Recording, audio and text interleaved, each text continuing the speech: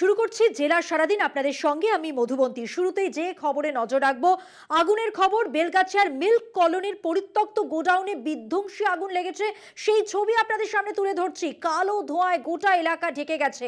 ঘটনাস্থলে এই মুহূর্তে দমকলের 12টি ইঞ্জিন রয়েছে আগুন নিয়ন্ত্রণের জন্য। জানিয়ে রাখি, ঘটনাস্থলে যান দমকল মন্ত্রী সুজিত বসু। এই মুহূর্তে বেলগাছিয়ার সেই জায়গার ছবি আপনাদের সামনে তুলে ধরছে। মিল্ক কলোনি, যেখানে একটি পরিত্যক্ত গোডাউন, সেখানে আগুন লাগে এবং যেটা এই মুহূর্তে জানা যাচ্ছে, কয়েক ঘন্টার চেষ্টায়, দমকলের চেষ্টায় আগুন কিছুটা নিয়ন্ত্রণে। ঘটনাস্থলে দমকলের 12টি ইঞ্জিন এই মুহূর্তে রয়েছে। গোটা এলাকা কিভাবে কালো ধোঁয়ায় ঢেকে গেছে সেই ছবি আপনারা দেখতে পাচ্ছেন। এলাকায় আতঙ্ক ছড়িয়েছে। বেলগাছিয়ার মিল্ক কলোনি, সেখানে একটি পরিত্যক্ত গোডাউনে হঠাৎই বিধ্বংসী আগুন কিছুক্ষণ আগে, এবং কয়েক ঘন্টার চেষ্টায় আগুন কিছুটা নিয়ন্ত্রণে শেষ পাওয়া খবর অনুযায়ী জানা যাচ্ছে। কালো ধোঁয়ায় এলাকা ঢেকে গেছে। দমকলের 12টি ইঞ্জিন ঘটনাস্থলে। দমকল মন্ত্রী সুজিত বসু তিনি যান ঘটনাস্থলে, দেখতে পাচ্ছেন সেই ছবিও। কিভাবে আগুন লাগলো, কি করে আগুন লাগলো, এখনো পর্যন্ত দমকল সূত্রে কোনো কিছু জানা যায়নি, কিন্তু যেটা জানা যাচ্ছে যে 12টি ইঞ্জিন দমকলের রয়েছে। এই আগুন নিয়ন্ত্রণে কিছুটা এসেছে কয়েক ঘন্টার চেষ্টায়। আগুনের লেলিহান শিখা কিভাবে পরিত্যক্ত এই গোডাউন থেকে বেরিয়ে আসছে সেই ছবি দেখালাম। কালো ধোঁয়ায় ঢেকে গেছে এলাকা। এই বহুতলে আগুন লাগে আজ কিছুক্ষণ আগে, এবং বেলগাছিয়া সেন্ট্রাল ডেয়ারিতে একটি পরিত্যক্ত গোডাউন এটি, এখানে আগুন লাগে। ঠিক কি কারণে আগুন এখনো পর্যন্ত জানা সম্ভব হয়নি। সরাসরি কথা বলবো, ঘটনাস্থল থেকে রয়েছেন আমাদের প্রতিনিধি রিয়া মাঝি। রিয়া, এই মুহূর্তের পরিস্থিতি শুরুতেই জানতে চাইবো।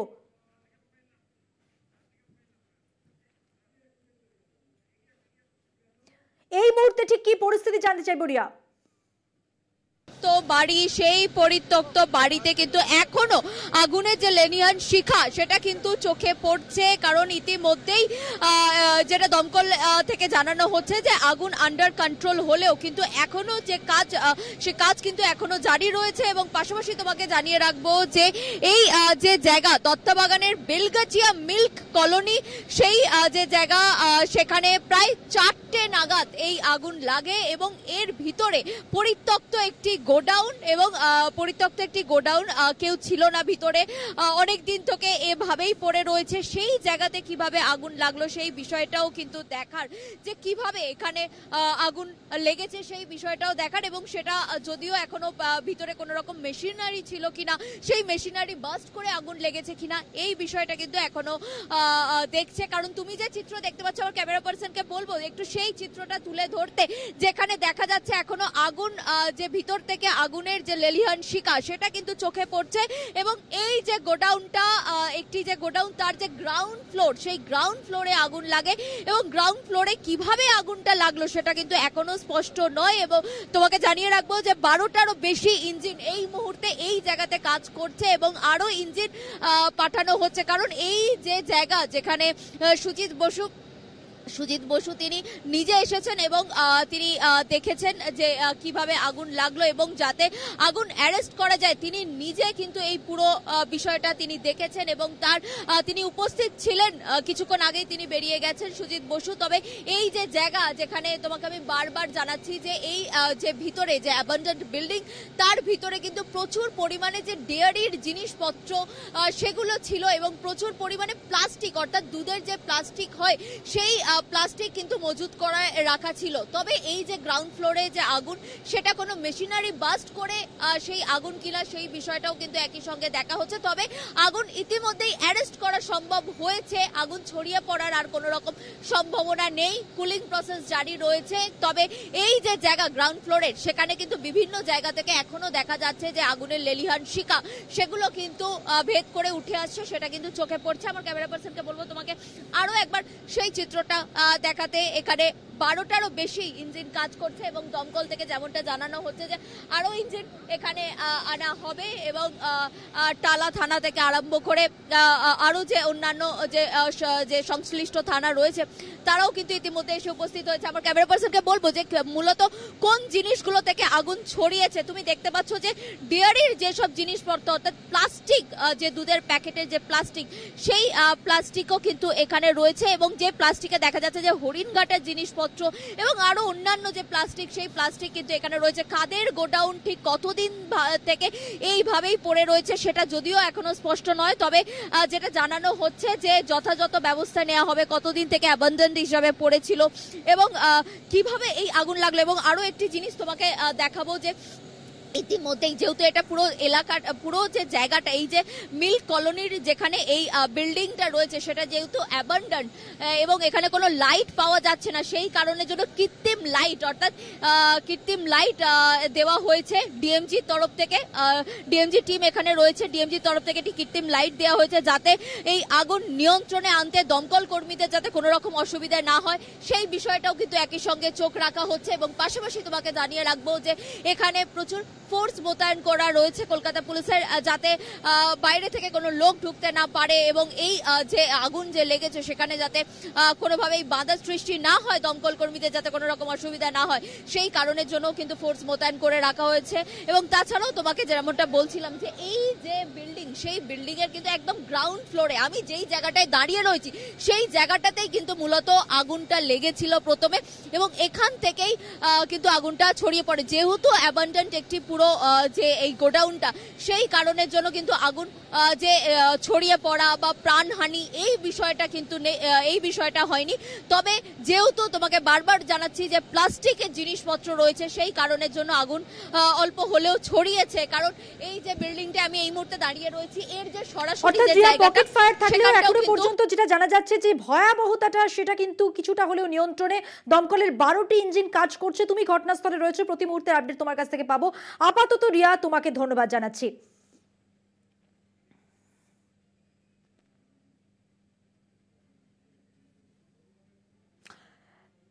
এর আগে যে ছবি আপনাদের দেখাচ্ছিলাম, দমকল মন্ত্রী তিনি পৌঁছে গিয়েছিলেন ঘটনাস্থলে এবং তার তত্ত্বাবধানেই আগুন নিয়ন্ত্রণের কাজ চলেছে।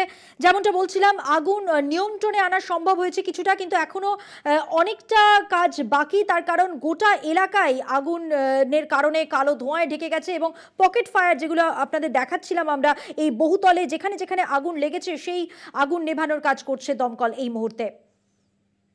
দাহ্য পদার্থ থাকার কারণে এই আগুন দ্রুত ছড়িয়ে পড়ে।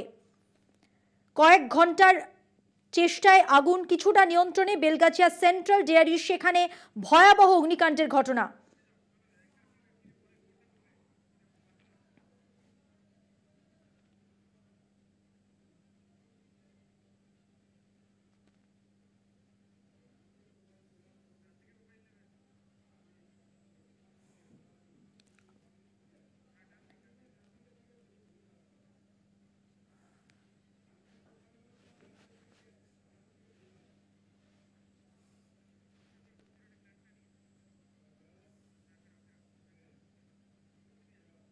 এই খবরের দিকে অবশ্যই আমাদের নজর থাকবে, চোখ রাখবো। আরো একটি গুরুত্বপূর্ণ খবরে সন্দেশখালীর ঘটনা, যেখানে কেন্দ্রীয় বঞ্চনার প্রতিবাদে একটি মিছিল করে তৃণমূল এবং এই মিছিলকে ঘিরেই কিন্তু উত্তেজনা সৃষ্টি হয়। তার কারণ পাল্টা মিছিল করে বিজেপি। দুপক্ষের সংঘর্ষে 10 জন তৃণমূল কর্মী জখম। প্রাণে বাঁচতে লঞ্চে করে পালান তৃণমূল কর্মীরা। দেখতে পাচ্ছেন সেই মিছিলের ছবি এবং এই মিছিলকে কেন্দ্র করেই কিন্তু দুপক্ষের সংঘর্ষ। সঞ্জিত চক্রবর্তী আমাদের প্রতিনিধি রয়েছেন, আরো বিস্তারিত জানাবেন তিনি। সঞ্জিত, প্রথমেই জানতে চাইবো এই কর্মসূচি নিয়ে এবং ঠিক কি কারণে এতটা উত্তেজনা তৈরি হলো এবং তারপর সংঘর্ষের ঘটনা যখন তৃণমূল কর্মীরা, আর কি খবর রয়েছে? দেখো, উত্তর 24 পরগনার সন্দেশখালী 2 নম্বর ব্লকে কেন্দ্রীয় বঞ্চনা নিয়ে 100 দিনের টাকা সহ একাধিক যে রাজ্যের প্রকল্পের টাকা, সেই টাকা কেন কেন্দ্র সরকার দিচ্ছে না, এই নিয়ে কিন্তু আজকে দুপুর থেকে মিছিল করে। অর্থাৎ সন্দেশখালীর ত্রিবণী এলাকায় থেকে দাসপাড়া, কাঁড়পাড়া, একাধিক জায়গায় তারা গণতান্ত্রিক পদ্ধতিতে মিছিল করে। এরপরেই কিন্তু গন্ডগোলের সূত্রপাত। যখন আমরা এই ছবি কভার করতে যাই, সেই সময় অন্য প্রকার বিজেপি আশ্রিত দুষ্কৃতীরা কিন্তু অন্য জায়গায় তারা লাঠি সোটা নিয়ে একদম প্রস্তুতি নেয়, একটা পরিকল্পনা করে নেয়। তখন ঘটনাস্থলে সন্দেশখালী থানার পুলিশ যায়, দুপক্ষকে উত্তেজনা থামাতে শুরু করে। কিন্তু যখন সময় গড়িয়ে বিকেল গড়াতে শুরু করে, তখন অতর্কিত হামলা চালায়। বিশেষ করে এই গ্রামের মানুষ প্রত্যেকের হাতে দা, বটি, লাঠি নিয়ে অতর্কিত হামলা চালায়। এমনকি সাংবাদিকরাও কিন্তু রেহাই পায়নি।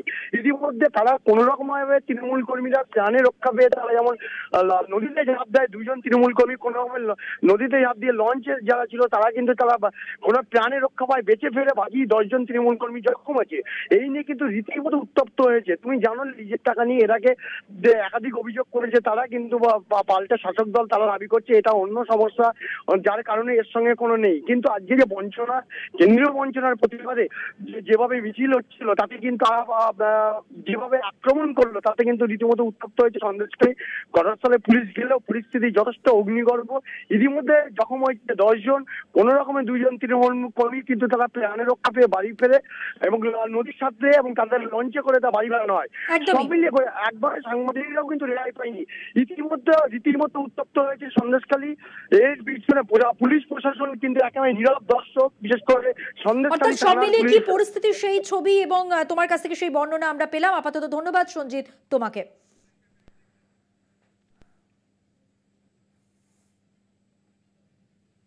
এখন সময় একটা বিরতি নেওয়ার, বিরতির পর ফিরছি আরো খবর নিয়ে, সঙ্গে থাকবেন। লোকসভা ভোটের আগে পথে নেমে আন্দোলনের ঝাঁজ বাড়ালো বঙ্গ বিজেপি। দলীয় কর্মীদের বিরুদ্ধে পুলিশি অত্যাচারের অভিযোগে বুধবার পূর্ব মেদিনীপুরের ভূপতিনগরে পৌঁছলেন রাজ্যের বিরোধী দলনেতা শুভেন্দু অধিকারী। পুলিশি অত্যাচার হয়েছে পূর্ব মেদিনীপুরের বিজেপি কর্মী সমর্থকদের ওপর। তাদের অভিযোগ বিজেপির সমর্থক হওয়ার জন্যই অত্যাচারিত হতে হচ্ছে তাদের। দলীয় কর্মীদের পাশে দাঁড়াতে ভূপতিনগর পৌঁছেছিলেন বিরোধী দলনেতা শুভেন্দু অধিকারী। ভূপতিনগরে হুঁশিয়ারি দেন শুভেন্দু অধিকারী, পাশাপাশি দলীয় নেতা সমর্থকদের শান্ত থাকার বার্তাও দিলেন তিনি।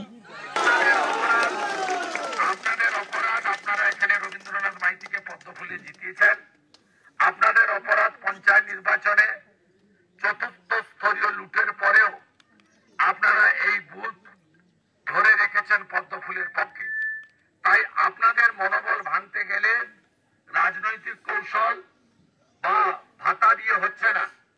তাই আপনাদের পুলিশ দিয়ে ইংরেজের কায়দায় দমন পীড়ন করে তৃণমূলের কাছে আত্মসমর্পণ করাতে চায়।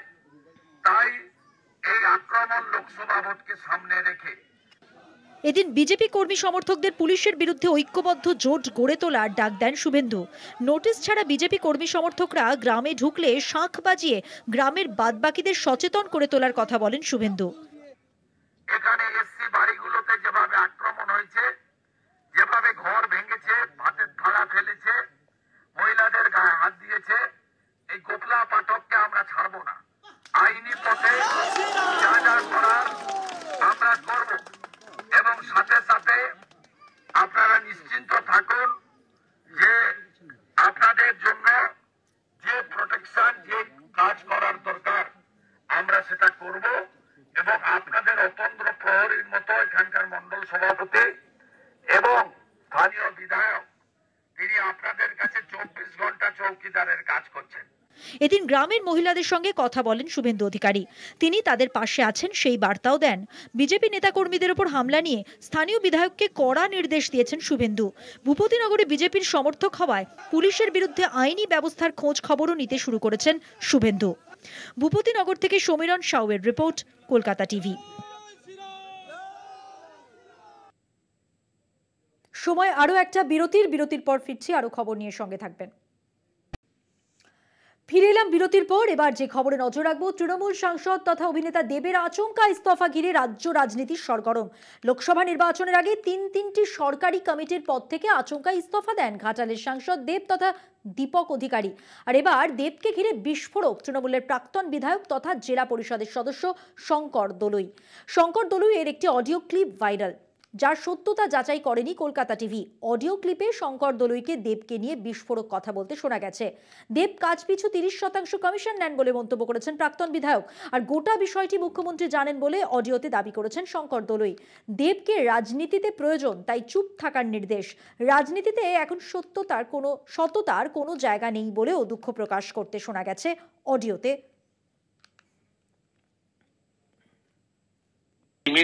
এমপি ল্যাড থেকে মানে 30% কমিশন চাইছে।